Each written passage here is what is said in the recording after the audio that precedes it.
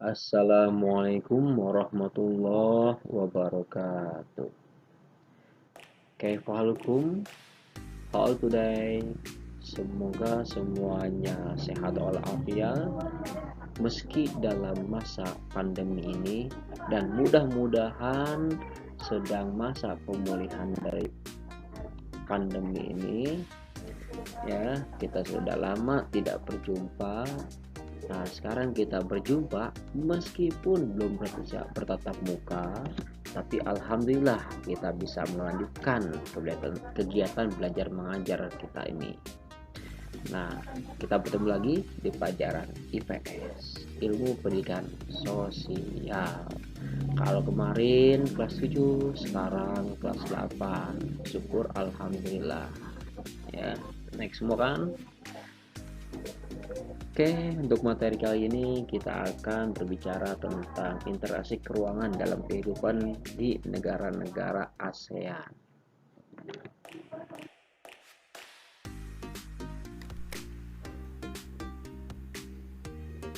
Ada perbedaan antara negara-negara di Asia Tenggara dengan negara-negara ASEAN.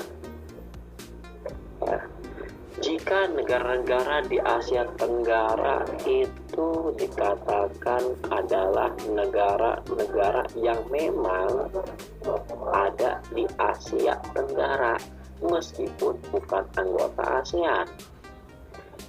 Namun, negara-negara ASEAN adalah negara yang tergabung dalam organisasi pemersatu yang khusus ada di Asia Tenggara, atau semua negara yang ada di Asia Tenggara, ya, dengan kecuali negara-negara tertentu seperti Timor Leste. Meskipun di Asia Tenggara, jadi belum termasuk ke dalam negara-negara ASEAN. Jadi prinsip pada dasarnya negara-negara ASEAN itu adalah negara yang secara resmi masuk ke dalam organisasi ASEAN. Nanti ke depan kita akan membahas mengenai ASEAN secara khusus. Ya, apa itu ASEAN?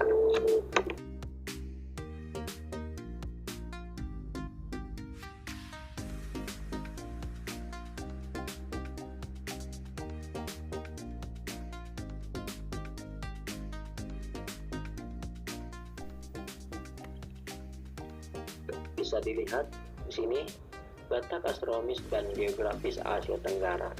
Ya, luasnya itu kurang lebih 4.511.160 km persegi. Sedangkan letak astronomisnya adalah 28 derajat lintang utara sampai 11 derajat lintang selatan dan 92 derajat bujur timur sampai 141 derajat bujur timur. Itulah letak astronomisnya. Namun secara geografis, ya, ada beberapa hal di sini, yaitu bentang alam. Bentang alamnya yaitu meliputi dua hal, ya, daratan semenanjung yang merupakan ada Malaysia bagian barat, Filipina, Thailand, Myanmar, Kamboja, Laos, dan Vietnam. Kemudian yang kedua, daratan gugusan pulau, ya, gugusan pulau yaitu Malaysia bagian timur, Singapura, Filipina, dan Timor Leste.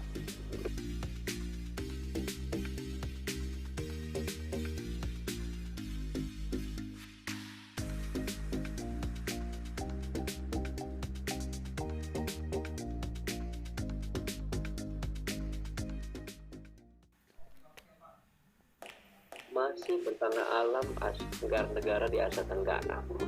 Kemudian sini berada di antara tiga perairan, yaitu bagian barat ada Samudra Hindia dan Teluk Benggala, timur Samudra Pasifik, dan utara Laut Tiongkok Selatan. Nah, batas-batasnya apa? Yang pertama yaitu sebelah utara berbatasan dengan Asia Timur dan Samudra Pasifik. Sedangkan selatan Samudra Hindia dan benua Australia. Kemudian di sebelah barat ada Asia Selatan dan Samudra Hindia. Terakhir di sebelah timur yaitu berbatasan dengan Samudra Pasifik dan Papua Nugini. Adapun mengenai iklim dari negara-negara Asia Tenggara, ya, pada umumnya itu adalah tropis. Jadi curah hujannya cukup tinggi. Ya, jangan lupa curah hujan cukup tinggi, kemudian sinar matahari cukup. Maka tidak heran jika negara-negara di Asia Tenggara itu sangat diminati oleh para pendatang. Mengapa? Karena yang pertama terkenal dengan kesuburannya, yang kedua karena subur itulah menjadikan alamnya terlihat indah. Itulah salah satu kelebihan negara-negara Asia Tenggara. Jadi mataharinya cukup untuk menyinari alam kita. Nah, air pun cukup karena turun hujan yang berkesinambungan, artinya seimbang.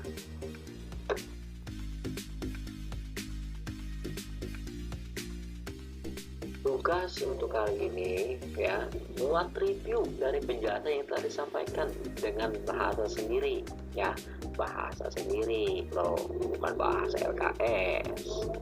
Jadi saya pengen tahu, masih ingatkah atau sudah pahamkah dengan penjelasan yang ada di sini?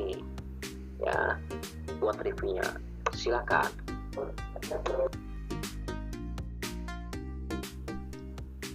Demikian untuk kesempatan kali ini, itulah yang bisa disampaikan. Semuanya paham dan jaga kesehatan selalu, meskipun kita tidak bisa berjumpa, tapi tidak ada kata tidak belajar.